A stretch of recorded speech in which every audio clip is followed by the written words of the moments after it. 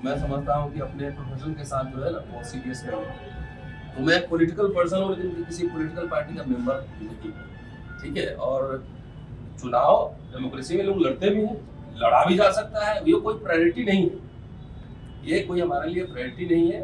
हमारा जो फंडामेंटल जो प्राइमरी काम है वो है, मैं ये कह दूं कि नहीं चुनाव गंदी चीज है, नहीं, चुनाव राजनीति गंदी चीज नहीं है। इसको गंदा बोल बोल के जो भारत की आजादी की लड़ाई लड़े गए तो ऑक्सफोर्ड कैम्ब्रिज से पढ़ के लोग आए थे ना, तो ये बोल बोल के, चूंकि गंदे लोगों को खुद ही जगह बनाना था, तो बोल बोल के अच्छे लोग घर में बैठ गए। आखिर नीति जो निर्णय होता है वो तो विधानसभाओं में या संसद में होता है ना, तो अच्छे लोगों को, पढ़े लिखे लोगों को लाख संख्या में, बड़ी संख्या में उसको आना चाहिए, राजनीतिक हस्तक्षेप करना चाहिए। ये मिडिल क्लास जो है डीपोलिटिसाइज हो गया है, इसी वजह से तो ये हालत है, कोई सवाल नहीं खड़े कर रहा है, तो हालत तो इसी वजह से ना। इसलिए पॉलिटिकल समझना, पॉलिटिकल, मैं कह रहा हूँ मैं पॉलिटिकल पार्टी का मेंबर नहीं, अपनी बातों को मैं समझता हूँ कि जो पॉलिसीज बनना है वो विधानसभा संसद में बनेगा। इसलिए हमें अपने आवाज को बुलंद करते रहना है, लोगों को जागरूक करते रहना है। एक एग्जाम्पल दे रहा हूँ, 2019 में रोस्टर 2 पॉइंट आया था, याद है आप लोग, इसका आंदोलन होता बड़े पैमाने पर, हम लोगों ने किया था रोस्टर वाला आंदोलन 200 पॉइंट। तो आखिर जब सुप्रीम कोर्ट ने निर्णय दे दिया तो आखिर निरस्त कैसे हुआ? संसद से हुआ ना।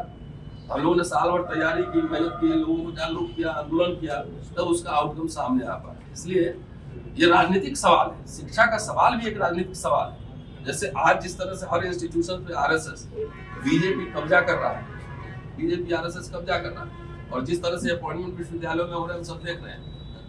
तो ये राजनीतिक सवाल है, इसलिए इसको पॉलिटिकली एड्रेस करना होगा। और सिविल सोसाइटी से हम अपील करेंगे, जो पॉलिटिकल लोग हैं उनको जाए और अपना मैनिफेस्टो उनको पकड़ाए और उनसे पूछे कि अपना मेमोरेंडम दे, उनसे पूछे कि आप मैनिफेस्टो में इन मुद्दों को डाल रहे हैं या नहीं डाल रहे हैं, आप सरकार में आएंगे लागू करेंगे या नहीं करेंगे। तमाम सवाल तो राजनीति से ही सॉल्व हो। जी, क्या मजबूत विकल्प क्या हो सकता है? अभी की तारीख में हम घूम रहे हैं शहर दर शहर, लोगों के बीच अपनी बातें भी रख रहे हैं, और जो जिस समस्या पर सवाल उठा रहे हैं वो बहुत गंभीर समस्या है। तो क्या लगता है छात्रों को, युवाओं को कौन सा रास्ता अख्तियार करना चाहिए, और क्या उनके पास एक विकल्प हो सकता है? एक प्रोफेसर बनाते हैं, तो क्या आप पढ़ाते भी हैं राजनीति में? ये अभी समाज और राजनीति का भक्ति काल चल रहा है। वहीं अगर आप सवाल पूछिए तो लोग समझते हैं सवाल पूछिए, लेकिन मेरा काम है, I am a professional researcher, professional historian, और मेरा काम है, लोग 5 पॉइंट से बात शुरू करते हैं क्लास में। जी, why, when, where, what, how, कैसे, क्यों, कब।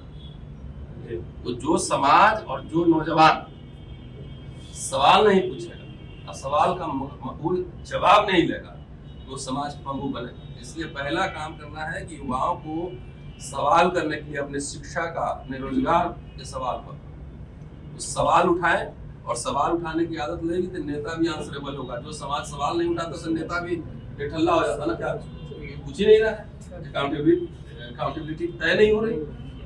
इसलिए सबसे पहले देखिए, युवा कह रहे थे भाई साहब, अगर युवा को पलट दीजिए तो वायु हो जाता है। बिहार तो आंदोलनों की धरती रहा है, छात्र आंदोलन यहाँ पे हुए, सरकारें बदली हैं, तो युवा एनर्जाइज हो जाएगा, वो बात समझा। हम उन्हीं की तो बात कर रहे हैं। मुझे नौकरी थोड़ी चाहिए, मैं तो पुराने वाले गरीब भारत में पढ़ा हूँ, पढ़ाया भी हूँ। मुझे तो पेंशन वाले नौकरी में है, मेरी परमानेंट नौकरी है। भले सरकार जो मर्जी तंग करना करते रहे, उससे कोई फर्क नहीं पड़ता, लेकिन उससे यंग पीढ़ी को नौकरी में जाना है। बच्चा खड़ा है, इसको नौकरी में जाना है, आपके बच्चों को नौकरी में जाना है। तो जब तक इसको पॉलिटिकल प्रश्न नहीं बनाएंगे, जब तक सवाल नहीं करें, तब तक बिना रोए हुए बच्चा को दूध नहीं मिलता है। तो जब समाज चिल्लाएगा, कड़ाएगा, तब नेता सब डरेगा। जी, शुक्रिया। सर, आप एक दिन बेगूसराय में आए, क्या लगता है इससे बदलाव हो पाएगा? और दिन होना चाहिए, इसके लिए प्रॉपर एक मेहनत करना है। हाँ, एकदम आप सही सवाल है। और देखिए, समाज एक दिन में नहीं बदलता है, एक केमिस्ट्री का लैब नहीं है। सो दीवार में सुराख करना हो तो एक ही जगह ड्रिल मशीन रखना पड़ता है। Keep hammering.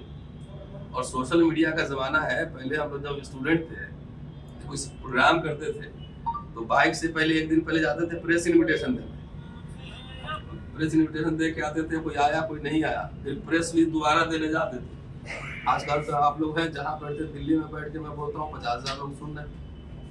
भाई जितने अभी बड़े बड़े आंदोलन हुए हैं, चाहे SC/ST एक्ट का मसला हो, चाहे रोस्टर का मसला हो, चाहे किसानों का मसला हो, वो मेन स्ट्रीम मीडिया की वजह से थोड़ी चला है। तो सोशल मीडिया आप जैसे लोग थे उनकी वजह से चल गया, सक्सेसफुली चला। तो हम जाहिर है हम एक ही दिन आएंगे, 2 दिन आएंगे, लेकिन इस जो टेक्नोलॉजी का इस्तेमाल करते हैं अपनी बात पहुंचा देते हैं। मैं बेगूसराय आया हूँ, कई लोग मिले मुझे जो मुझे सुनते हैं सोशल मीडिया पे, तो कोशिश करते हैं आप लोग भी आ जाइएगा साथ में, थोड़ा सा स्पीड और पकड़ लें। शिक्षा में मतलब कैसे बदलाव ला सकते हैं, या क्या पॉइंट है जिसको बदलाव लाया जा सकता है बिहार को लेकर? बिहार को लेकर सबसे पहले तो अंग्रेजी पढ़ना जरूरी है। शिक्षक नहीं है सर। नहीं है तो कहाँ से आएंगे जब आपने पूरा सिस्टमेटिकली इसको डिसमेंटल कर दिया। भाई इस देश में कई जगह शिक्षा है, आप जाकर तमिलनाडु चलिए, चाहे आप चलिए तेलंगाना, कितना बढ़िया बढ़िया शानदार हॉस्टल चल रहे हैं, एजुकेशन हो रहा है। हमारे यहाँ क्यों नहीं हो सकता है? सिर्फ आपने खिचड़ी का मॉडल ले लिया वहां से, वही कंप्लीट नहीं है।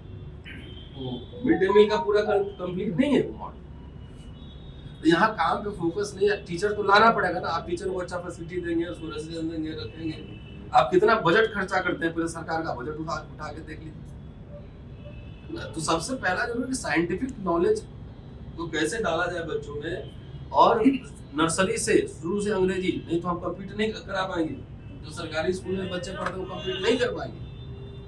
तो इस पे फोकस रखना है। और साइंटिफिक जितना आजकल तो बहुत कुछ चल रहा है, गाय गोबर सब गोमूत्र भी पढ़ाया जा रहा है विश्वविद्यालयों में। तो क्या एजुकेशन का मतलब वो है क्या? नेहरू अम्बेडकर, मौलाना आजाद का इस सब का विजन ये था नहीं, वो नहीं था। साइंटिफिक लोग पैदा करना था।